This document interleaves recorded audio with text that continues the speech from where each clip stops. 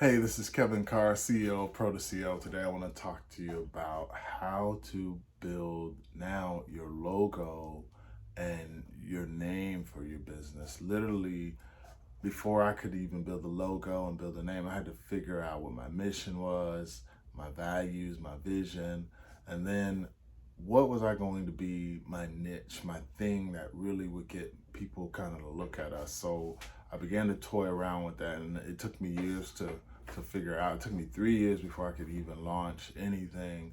Before I took that quantum leap, as they say, into business and industry, I first had to figure out what I was going to look like to the business world, and that was not easy. I had two computers, as I always say, one for them and one for me. I had a phone for them and a phone for me because I did not want to be caught and, oh, you're using company this to do your own thing. I wanted to be honest and pure and clean in that space, and it served me well. So when people were sleeping on the train, I was working on my computer doing my thing. When people on the way home from work were sleeping, I was doing my thing. I would spend that time. When people say, how'd you find the time to do it? When people were on business trips, sometimes they were going down for a nightcap or extra drink. I was in my hotel room writing or studying or researching something as it relates to my dream. So what was my company going to look like? What was the cool name? Sometimes people look for a cool name. I was looking for a meaningful name that had originality and had a ring to it. You'd almost could pronounce it and you would know exactly what the business means. Not all businesses are like that. You think about Apple as a tech company. Apple means technology. So some companies are so good at what they do, the name doesn't matter. My company, just being an emerging company, being in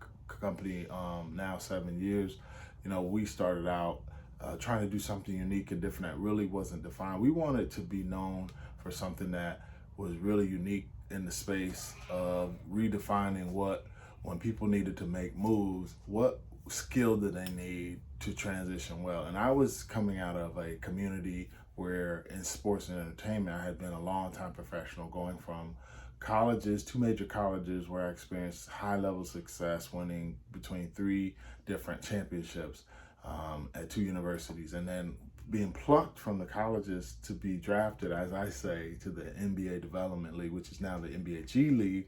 I was one of the first executives and one of the founders in that league, where I was the first director of community relations, and then moved into player development, and then became a senior director of social responsibility and player programs, and then finally a vice president for a number of years of, and one of the first NBA vice president of social responsibility and player programs for the NBA and NBA G League. So all of that to say, I was doing fairly well, and then decided to want to take that leap. But in order to take that leap, I had to define what I wanted my brand to be. I wanted it to be synonymous with the one thing I thought was missing in business and industries, particularly in sports, was the ability to coin a skill set that was underdeveloped and underutilized, but people were doing it in and out all the time, going in a league, going through and going out of sports. There were many people that meet people on the front end coming in sports. You got your agents, you got all your fans, you got the people at the team,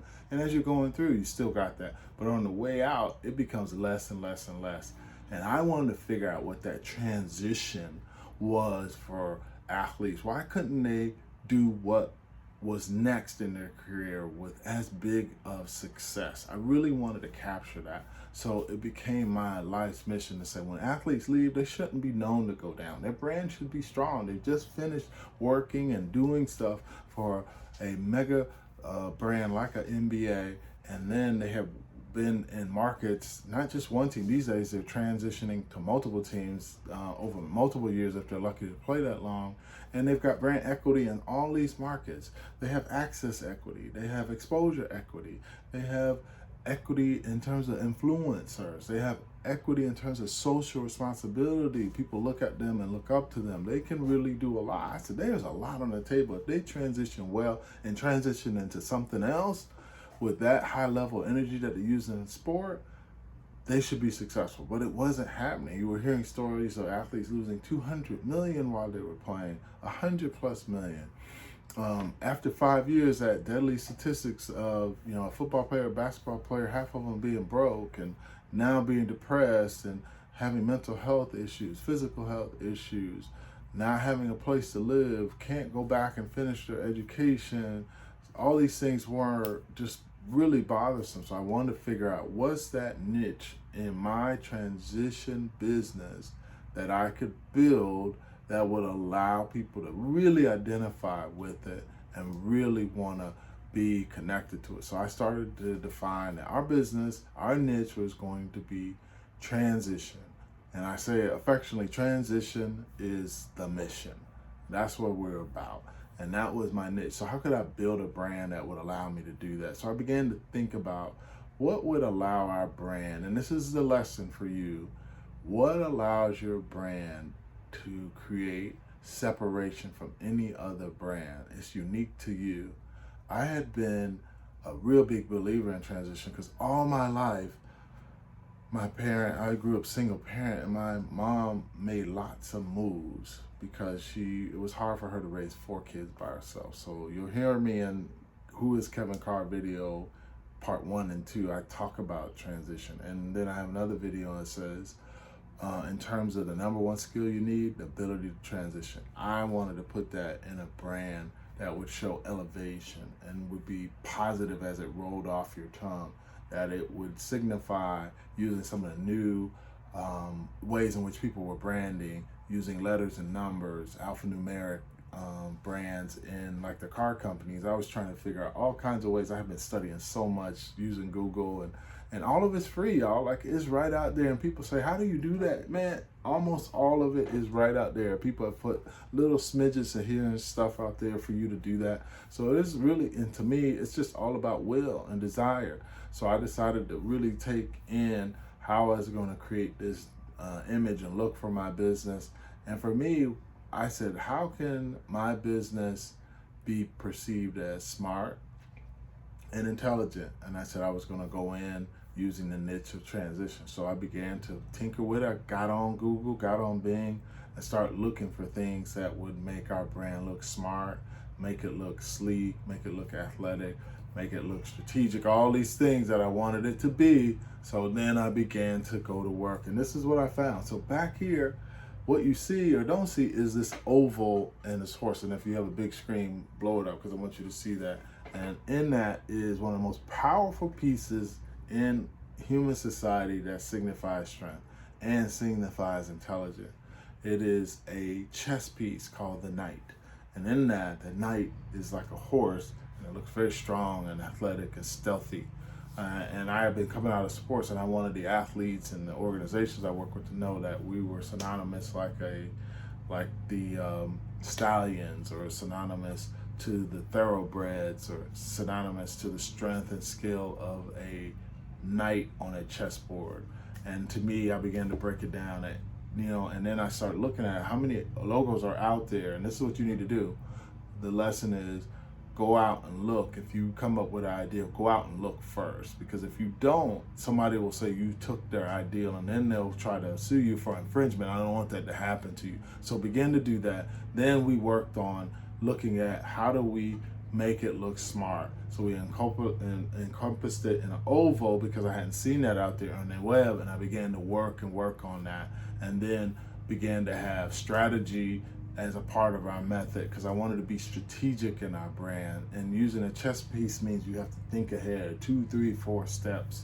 And then I wanted to be mentally strong, that we would think with our clients and teach our clients how to be strong and have strength. And then from there, we would work on things about being swift and intelligent and be able to forecast, like almost like a CEO, someone who has an entrance, a go through strategy and an exit strategy. CEOs thinks through all of that, and it would be classy and it would stand the test of time. All these things were going through my head, and that's how I came up with that. And it really served me well. So then we began to play with the overall name. I wanted pro, but not just for athletes, but also to be professionals. And then I used the number 2 kind of to tie in numbers, because I was studying about logos these days might have numbers in them. And then CEO. The word CEO, so strong, so powerful. Most people know a CEO. Anywhere in the world you go, you hear CEO, you know that it means somebody in charge. I wanted my clients to feel strength when they were done working with me and be able to go in and say, man, I feel like I can lead and manage and direct and create and be a director of my future, and I'm going to be in charge. So regardless of what position you are, if you're the secretary in an organization, you are the CEO of that role that they hired you for. Be that, be in charge. If you're a CEO of an overall organization, you're a CEO coach of a basketball team, a CEO department head of a certain division. You're assistant coach, but you're not the head coach. You're still the CEO of the position in which you're in charge of. If it's the bigs or the point guards or the forwards, etc., you're the defensive coordinator. You're the CEO of the defense. Like, think of it like that. I want everybody who's in touch with this brand, when I train, when I develop, you are the CEO of the space that you're in. So we really built a brand, and then voila, Pro to CEO. 4 people being the CEO of the space that they're in, the CEO of their life. Literally taking charge, like the chess piece, being strategic about it, knowing what moves to make, really forecasting. It really worked for us. And I love the colors navy, I love the colors gold, so I began to play with those on a white background. You can even see the silhouette of the larger horse in sort of really faint gray, like a watermark back there. So if you get the big screen, you'll be able to see what I'm talking about. And then we began to say anything pro in our business as we approach things, we're going to own that. So I began to think about what can we do to put the pro in Pro to CEO. I said provision, be proactive about your work, be professional about your work, be proficient. You hear all those PROs? It was right there, right in the dictionary. It's not something I'm making up here. I literally grabbed the things I felt were synonymous that could make our brand Pro to CEO stand out. So I would use things on our website. You can see prolific, you can see progressive, you can see problem solver. It's all right there on our front page. And I just began to work on that.